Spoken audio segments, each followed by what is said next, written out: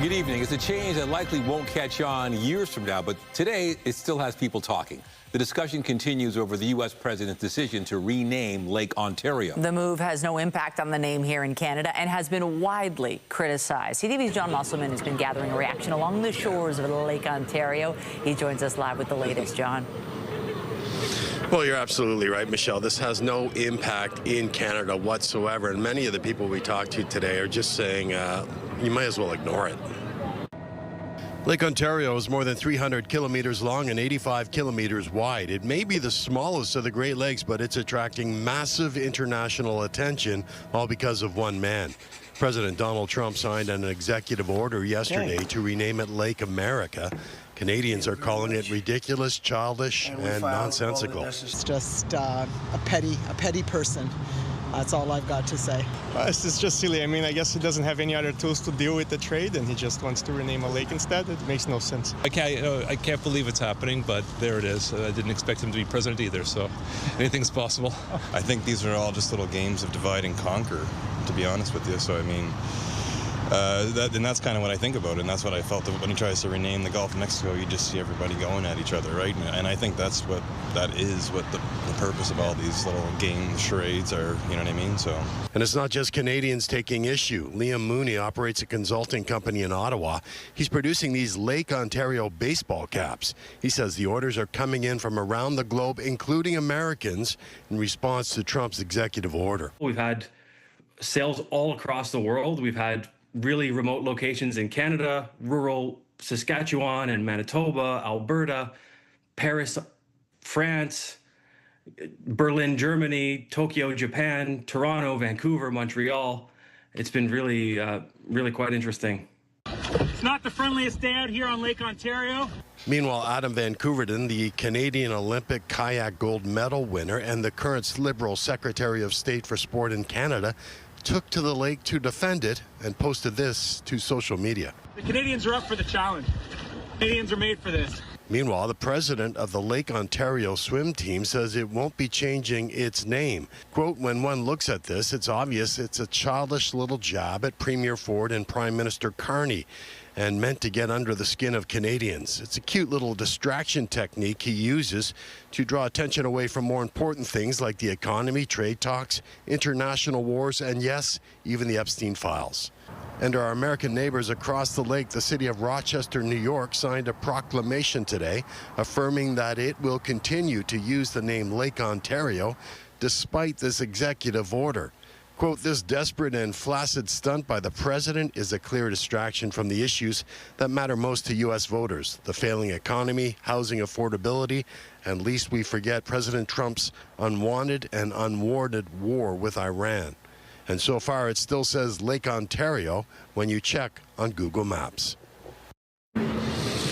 And Nathan and Michelle, I can tell you the hat sales are also going strong in many United States, New York State and Michigan. People are saying they're just opposed to this executive order. Reporting live at Harbourfront, I'm John Musselman. I'll send it back to you. All right. Thank you, John. The catastrophic flooding at the Nepal-Tibet border hitting close to home, with word 10 Toronto residents are among the missing. Still ahead, the grueling search for survivors.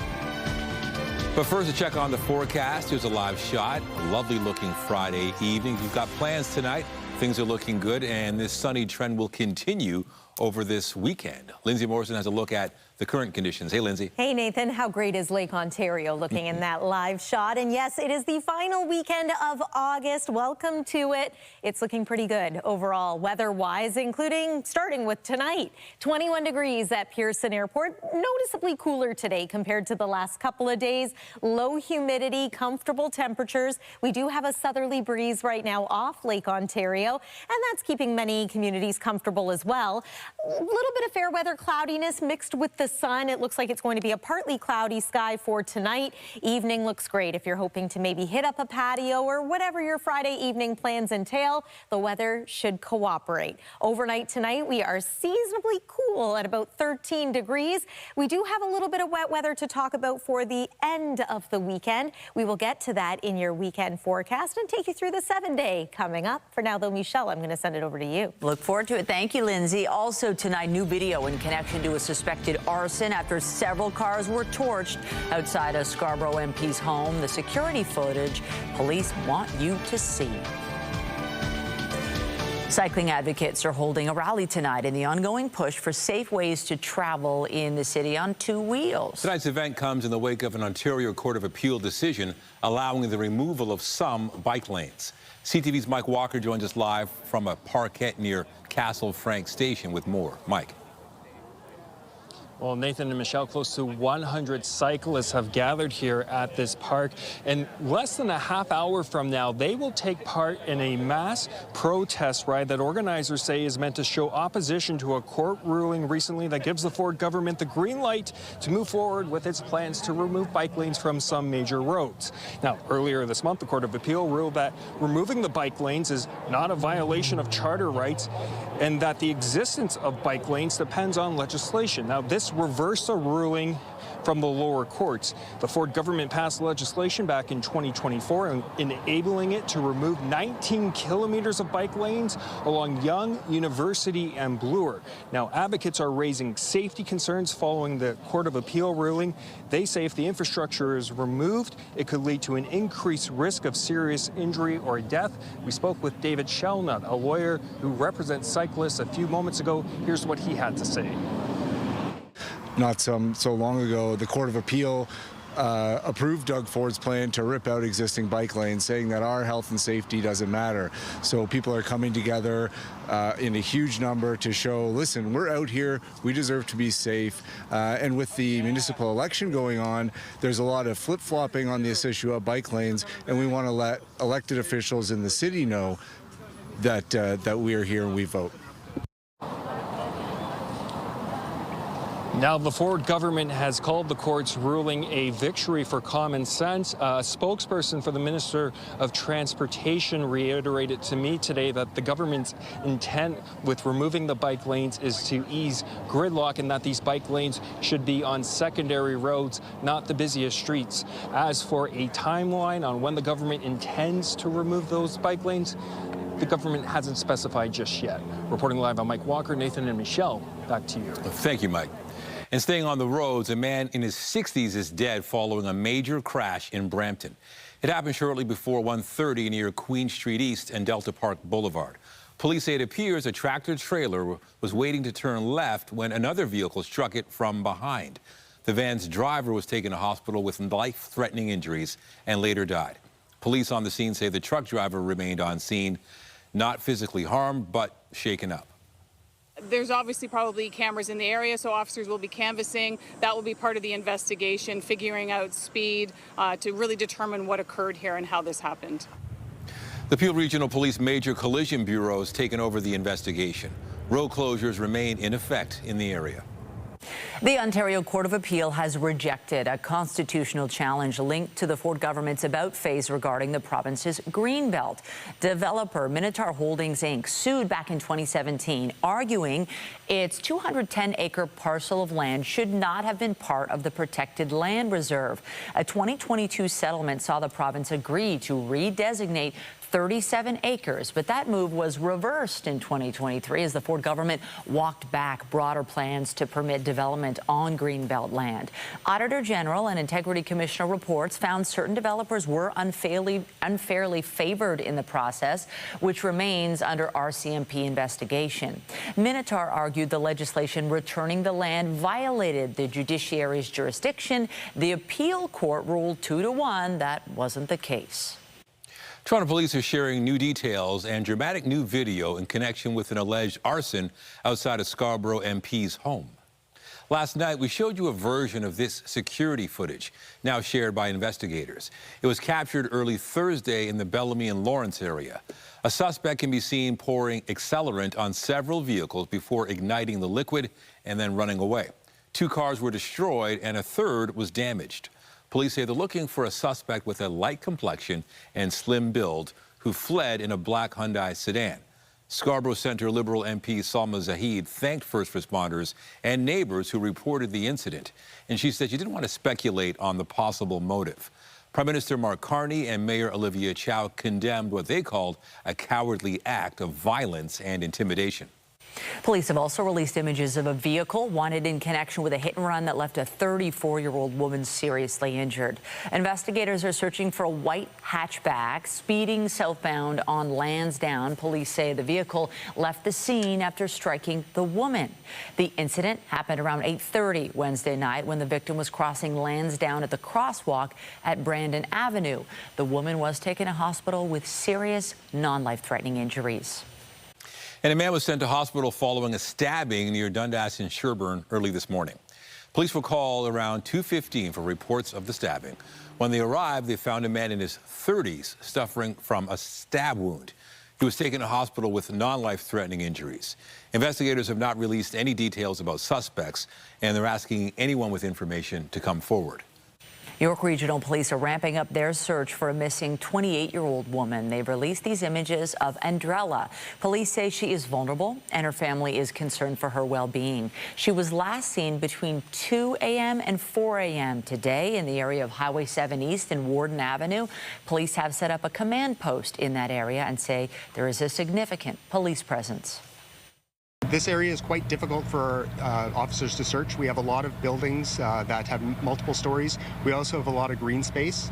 As a result, we do have a lot of resources that are dedicated to this right now that are out looking for Andrella. What we're really looking for is any public information, anyone that might have camera footage that could assist us, even if it's a piece that helps us know exactly what she's wearing. Andrella is described as standing roughly 5'8" with shoulder-length black hair. She may also be wearing a hijab and black glasses and may be carrying a black bag. Police are asking anyone with information to contact them.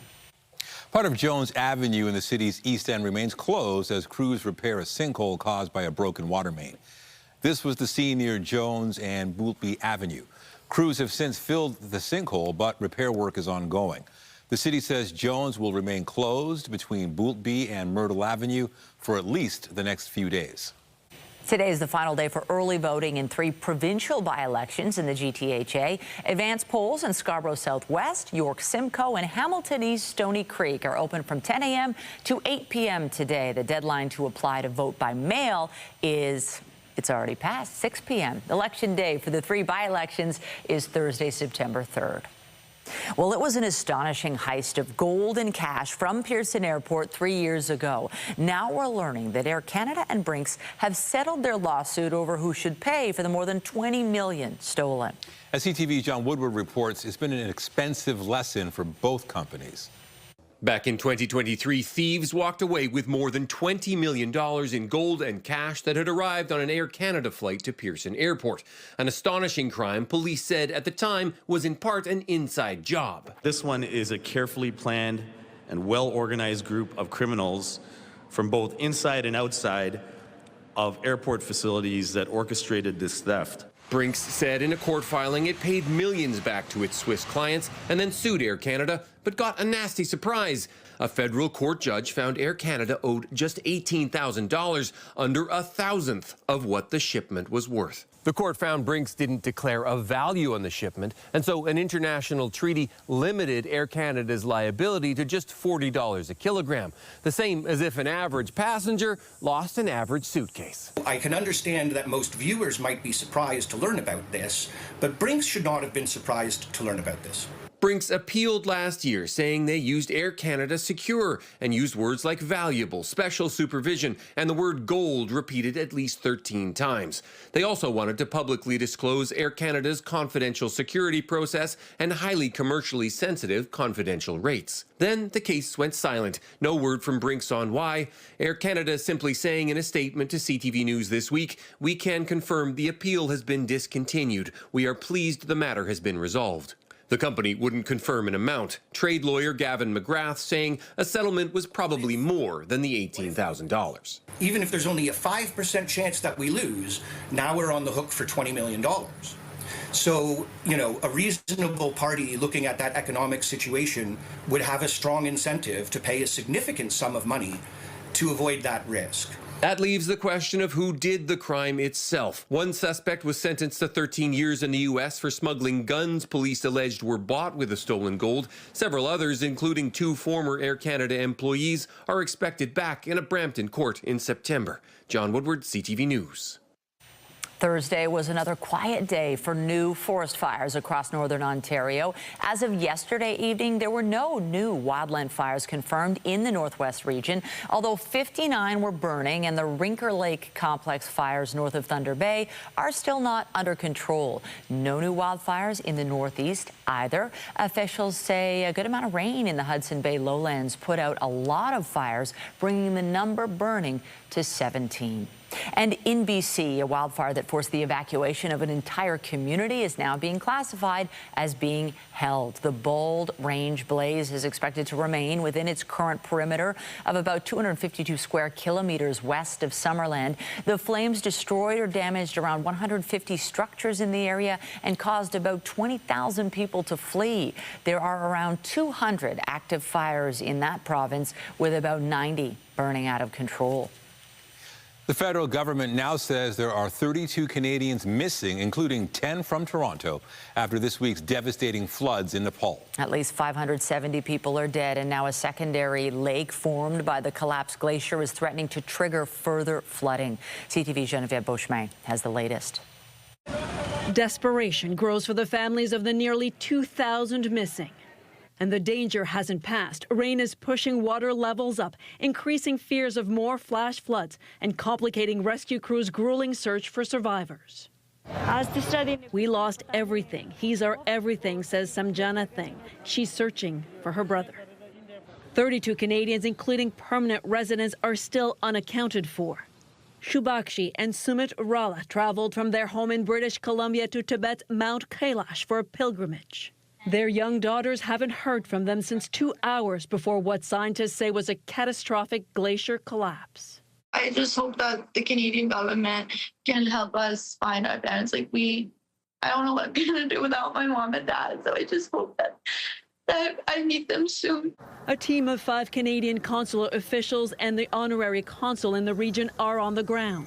They're very much in touch with officials from the government, with the trekking and hiking companies.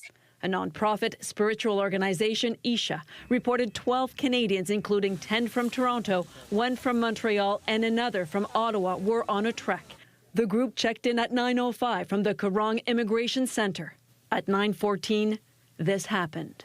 As you can imagine, for the families, unimaginable. But the last we learned from local sources is the area was hit by great force, and the valley at the location and the area is buried under tons of debris.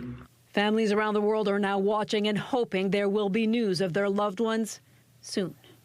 Ottawa is sending $5 million that will go to the UN and the Red Cross for things like blankets and hygiene kits. Geneviève Beauchemin, CTV News, Montreal. We have more now on the deepening trade war with the United States. Canada's largest private sector union held a rally today, calling on the federal government to protect working people and their jobs. Uniforce actions come amid the escalating battle with the U.S. and the dramatic collapse of those crucial talks this week. CTV's senior political correspondent Mike Lecouture has the details.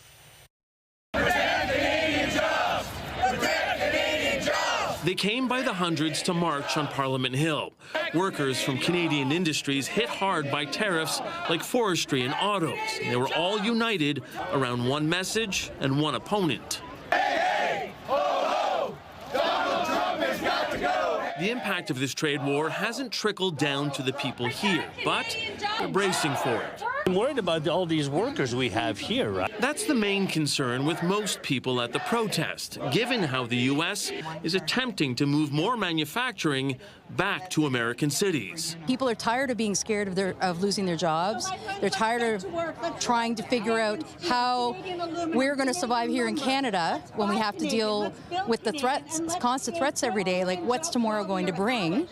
The lack of predictability from the U.S. has union leaders urging the Canadian government to look at fortifying industries on this side of the border. If we allow Donald Trump to deindustrialize Canada, we will wake up 2 years from now and all of that volume, all of that production, all of that capacity will be gone. So we need an industrial plan that keeps this together for the next 2 years, because honestly, I don't see us getting a trade deal anytime soon. And while many are supportive of the counter-tariffs imposed by Canada on the U.S., Alberta's premier says it'll inflict more harm on her people. We've already done an assessment $1.5 billion worth of Canadian or Alberta goods are subject to the U.S. tariffs. 4.8 billion are subject to the counter tariffs that are going to be impacted. Despite that impact, union leadership says Canadians were tired of the American attacks without a response. And Lana Payne believes that resolve is giving politicians the support to push back. Mike Lecouteur, CTV News, Ottawa. Meanwhile, Statistics Canada says the economy grew at its fastest pace in more than 3 years in the second quarter. That was due in large part to exports and business capital investment ramping up. CTV's Kamal Karamali breaks it down. The robust numbers released this morning ease previous concerns of Canada entering a recession. Canada's economy grew at an annualized rate of 3.3% in the second quarter, with Q1 at 0.3% annualized earlier this year.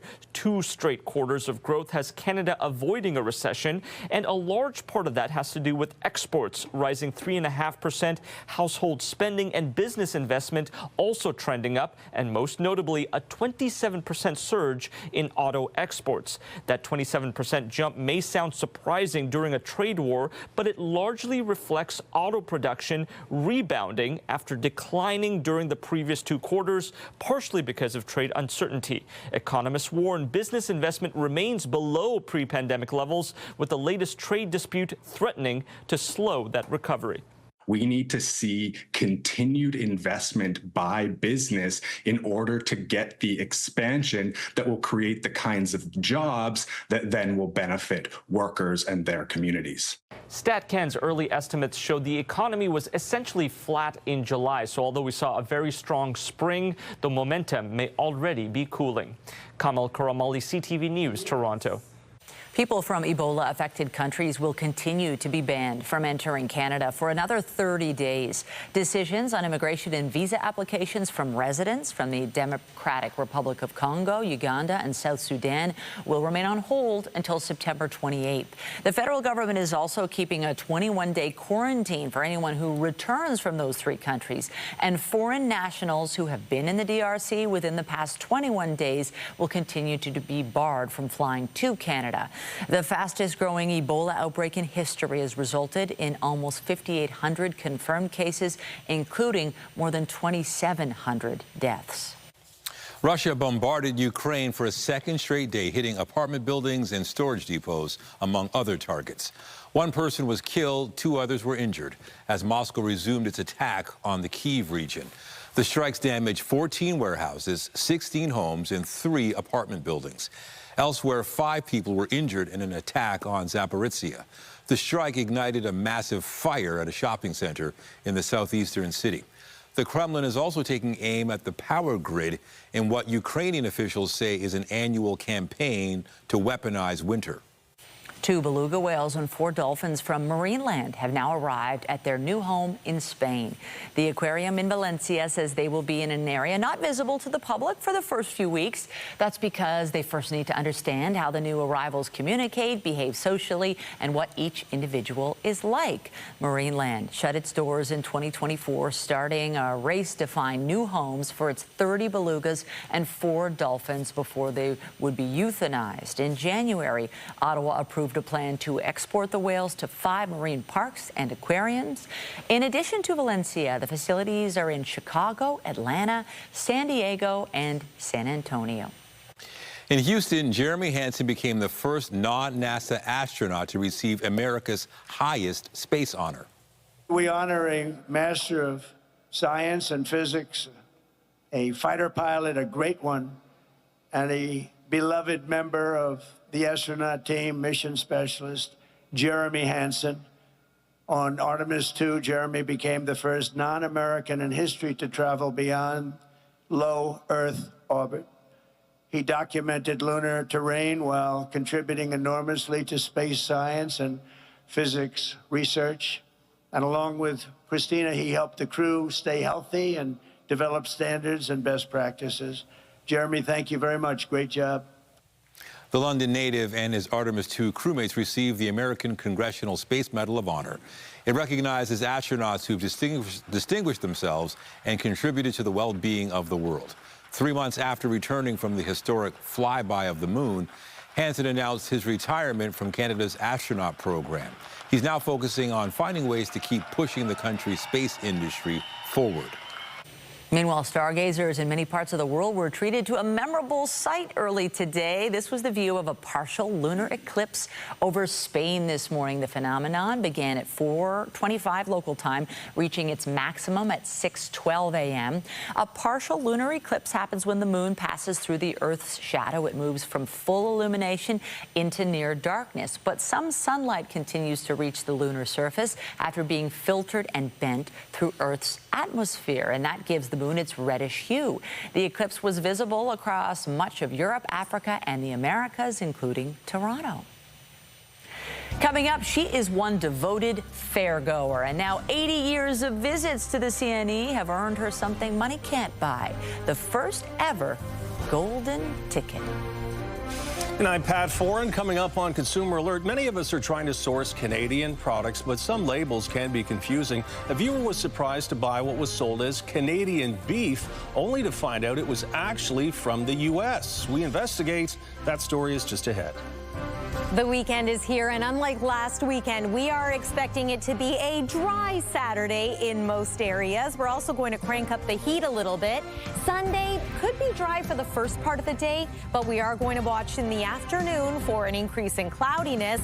And then certainly by the end of the day, we should be getting into some wet weather. Following us into the day on Monday, it's going to be muggy as we finish off August and welcome September. Stay with us. Your 7-day forecast is next. When you see it happen, send it to CTV News. Text 10400 from your screen to ours. Text 10400. While much of the beef we buy is Canadian, you will also find cuts on store shelves from the U.S., Australia, and Mexico. But sometimes, even when you check meat labels, it's not always clear where the product actually comes from. Here's Pat Foran and Consumer Alert. Pat. Thanks, Nathan. And Michelle, a CTV viewer, contacted us after he bought ribs that were labeled AAA Canadian beef, but he was surprised when he got home that the meat was packaged in Canada, but was actually from the U.S. At a Costco in Orillia, Randy Thompson stopped in to pick up some Canadian beef.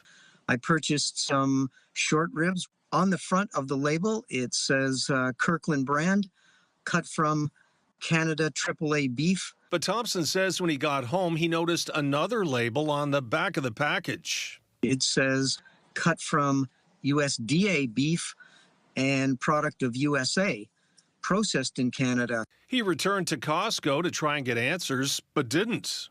I was a little bit miffed. Either it's mislabeled or at the very least it's quite confusing. The Canadian Food Inspection Agency told CTV News all information on food labels must be accurate, truthful, and not misleading. CTV News reached out to Costco, but we did not get a response. However, we did come to this Costco in Scarborough. It had the same product, and it did appear to be labeled correctly. We found beef short ribs that had the Canadian beef sticker on the front, and it was beef from Canada. We also found short ribs that did not have the sticker, that were a product of the U.S. But both packages were side by side. With Thompson's purchase, it may have been a case of an accidental labeling error. There's clearly an effort to showcase Canadian products, including at the meat counter. Sylvain Charlebois says at a time of trade tensions, consumers want it to be clear exactly where their groceries are coming from. I do think that at some point we need to think differently about how to label products. As for Thompson, he says whether it was a mistake or not, he plans to continue to watch labels closely so he can buy Canadian. We got to stand up for ourselves, our country, and stick together. And we're getting other photos from viewers who also have concerns about product labeling. This one shows yellow onions for sale. The sign says it's a product of Canada and the U.S., so it's not really clear where they're from. On your side, I'm Pat Foran. If you have a consumer story idea, email us at alert@ctv.ca. Well, you will not have any beef with the forecast this weekend. It is gorgeous. Last weekend, remember all that rain? Yeah, nothing like that. We've got sun, we've got nice warmth. Right, and no beef with Lake Ontario, looking really nice. Oh, we love Lake Ontario. We love this view, and I love what's happening in the sky as well. A really gorgeous Friday evening. Comfortable for so many. If you've maybe had enough of the heat. I'm not finished with summer quite yet, personally, but if you were ready for a little bit of a break from the AC, today was one of those days where you could maybe throw open the window, enjoy a breath of fresh air. Noticeably cooler today. We are going to warm up as we make our way through the weekend, and it is going to be dry, at least for the first half of your weekend. Here's what it looked like early this morning. Gorgeous sunshine. First thing, there's Lake Ontario, there's the CN Tower, and that was a blue sky. We did see a bit of an increase in cloudiness through the day. A mixture of sun and cloud for the most part, fair weather cloudiness. It was dry in most parts of southern Ontario today. And before we dive into your weekend forecast, I just want to bring you up to speed on what once was Tropical Storm Dolly. We told you about this storm yesterday, the fourth named storm of the Atlantic hurricane season. Dolly is no more. This is the remnants of that storm. And as you can see, the post-tropical low is still going to impact portions of the Leeward Islands, as well as Hispaniola and Puerto Rico. This is actually a good thing. Puerto Rico, for example, dealing with drought-like conditions. So you could say Dolly is doing some good. Back here at home in southern Ontario, all is clear for the most part on the satellite and radar. As mentioned, a couple of showers earlier on today. We widened things out to show you this low pressure system finally departing. There is another that's brewing for Sunday and into the day on Monday. So as far as any timing of showers, this is what we're looking at. So into Saturday, mixture of sun and cloud as mentioned.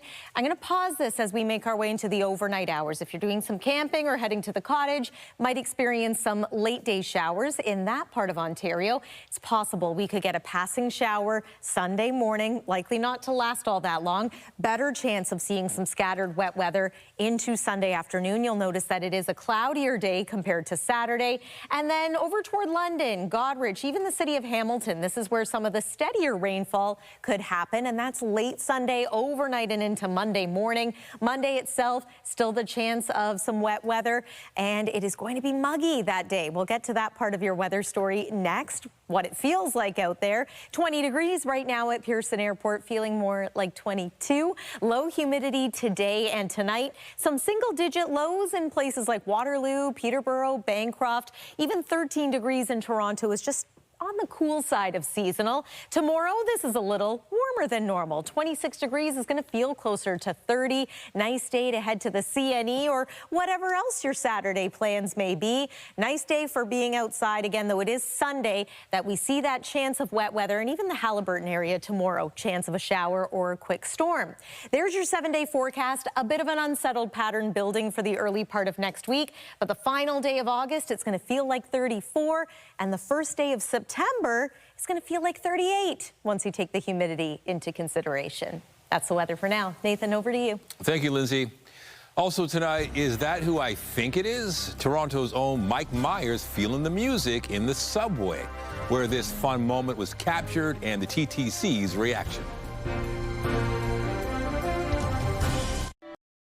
Throughout her career, Dolly Parton was a prominent ambassador for her home state of Tennessee. Now, officials are moving ahead with plans for a major new honor for the late country music icon. In my Tennessee mountain home, life is as peaceful as a baby's sigh. A proposal announced by Tennessee's governor would rename the Nashville International Airport after Dolly Parton. A petition calling for the change had been circulating but saw a surge in interest after Parton's death on Tuesday. The airport authority will consider the idea next month. The box office juggernaut that is the latest Spider-Man movie looks set to chalk up its 5th weekend at #1. Hey, but you're in danger. You just have to trust me. Deadline forecasts Spider-Man Brand New Day will earn another $18 million US across North America. It'll face a challenge from Coyote versus Acme, which saw solid preview sales, and Ridley Scott's adaptation of sci-fi thriller The Dog Stars. Christopher Nolan's The Odyssey has also kept wind in its sales as it's held on to its spot in the top 3 since its July release. Well, you may spot a high number of costume characters if you pass through downtown this evening as attendees gather for day 2 of Fan Expo Canada, the event at the Metro Toronto Convention Centre, bringing together enthusiasts across a variety of entertainment genres: comics, sci-fi, horror, anime, and gaming. It's billed as the largest of its kind in Canada. There are art and merch vendors, along with panels, performances, and celebrity guests like Mr. T, who our CTV camera spotted today. It cost me around $2,000, and the axe alone took me 12 hours to paint and all alone put together and sand. I'm supposed to be Neo Metal Sonic, and this suit took me well over 7 months. Each weekend I had to work Saturdays and Fridays to basically accomplish everything that I did here. I really like seeing everybody's amazing costumes. I like all the shops and just how many people and all the costumes. I really like the amount of artists that come here and the cosplayers, because everyone's really nice. So then it's nice interacting with everyone. I think it's the fact that a lot of people with the same type of interest come together to share and just talk. Fan Expo Canada runs through Sunday. You never know who you'll come across on the subway, but commuters who happened to be at Bloor Yonge Station recently would have spotted none other than Mike Myers showing his support for some local buskers.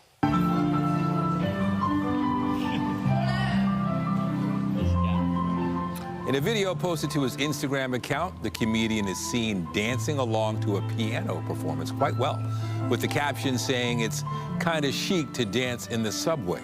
Now, the TTC responded to Myers with a statement reading in part, "Mike is a true blue Torontonian, so it's not surprising to see him on the TTC.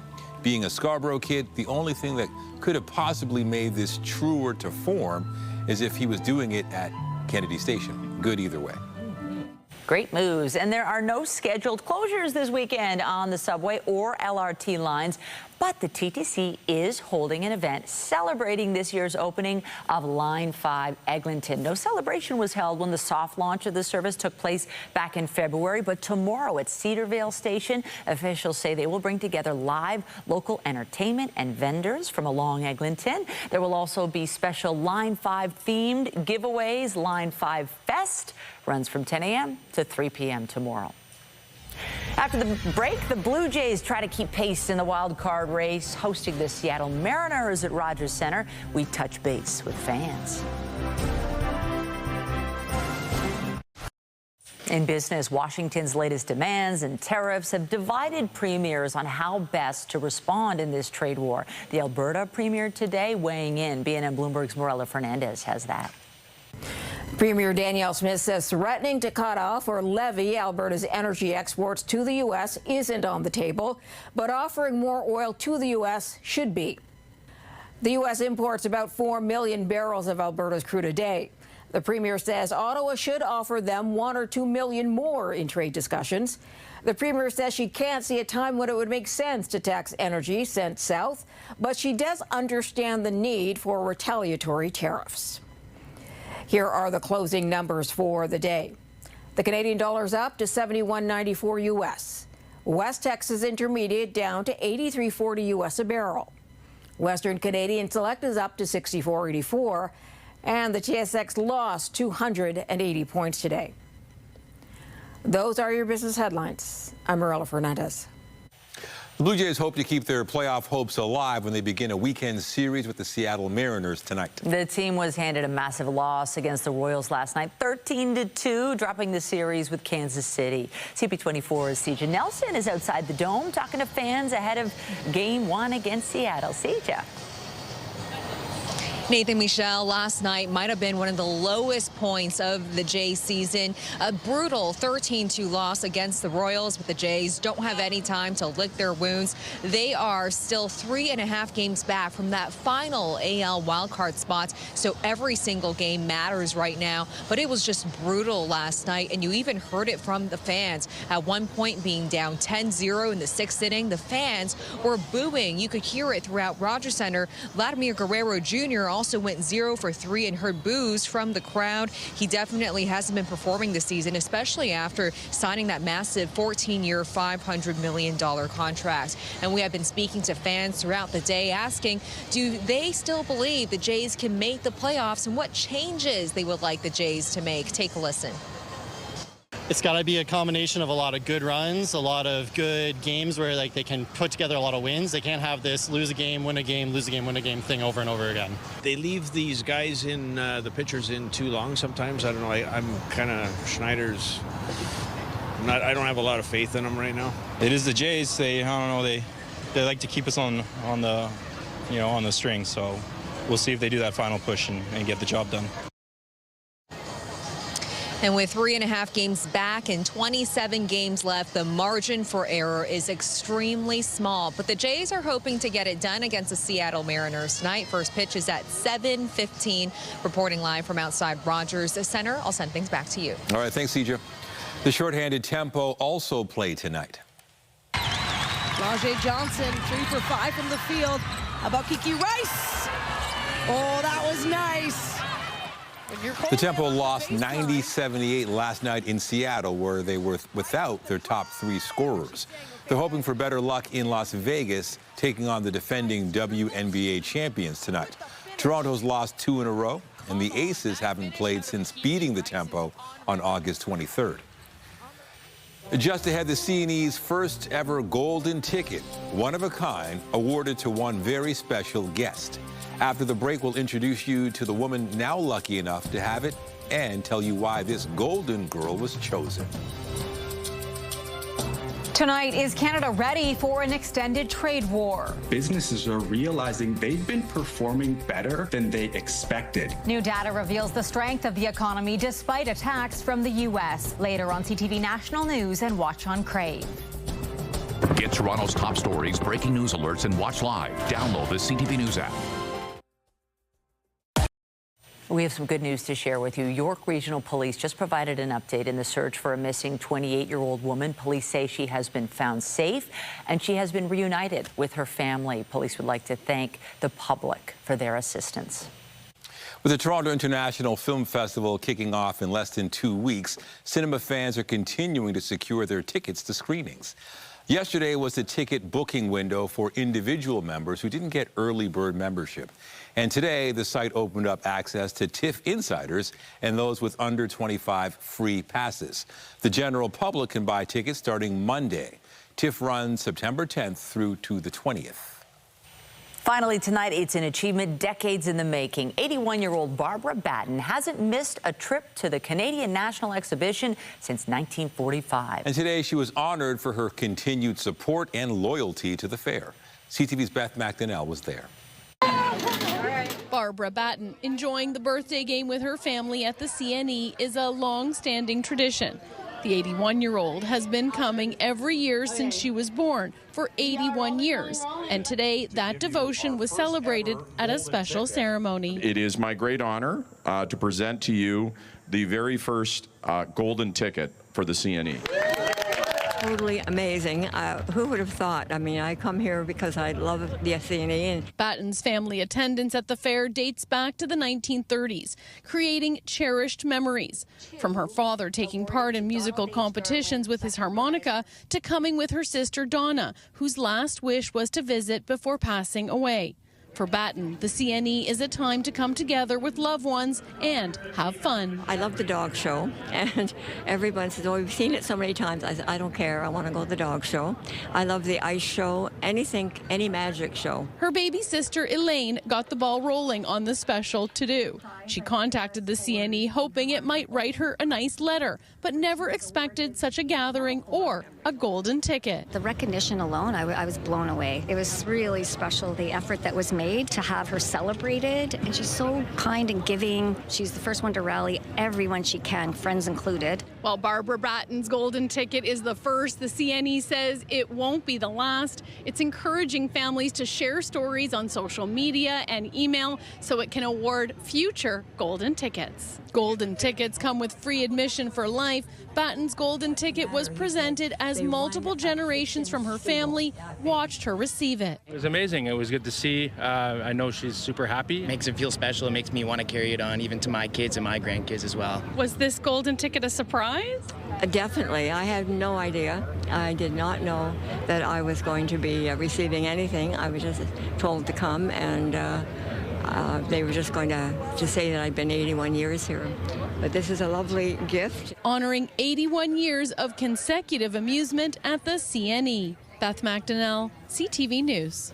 What a wonderful prize. She deserves it. Oh, my goodness. I wonder what it costs to play the games and get the food back in the 40s. Probably next to nothing. Yeah, exactly. It's changed a little, but it's gotten more fun, too. It has, and I think tomorrow is going to be a great day to head to the CNE, even tonight if you haven't made your Friday night plans. But let's talk about tomorrow. Great-looking day, temperature back in the mid-20s, feeling closer to 30, mix of sun and cloud, and it should be dry in most areas. Tonight, a great night for stargazing if you're doing a little bit of camping, maybe at Arrowhead Park or Sandbanks Provincial Park. It is going to be a little cool, though. Just be mindful of that.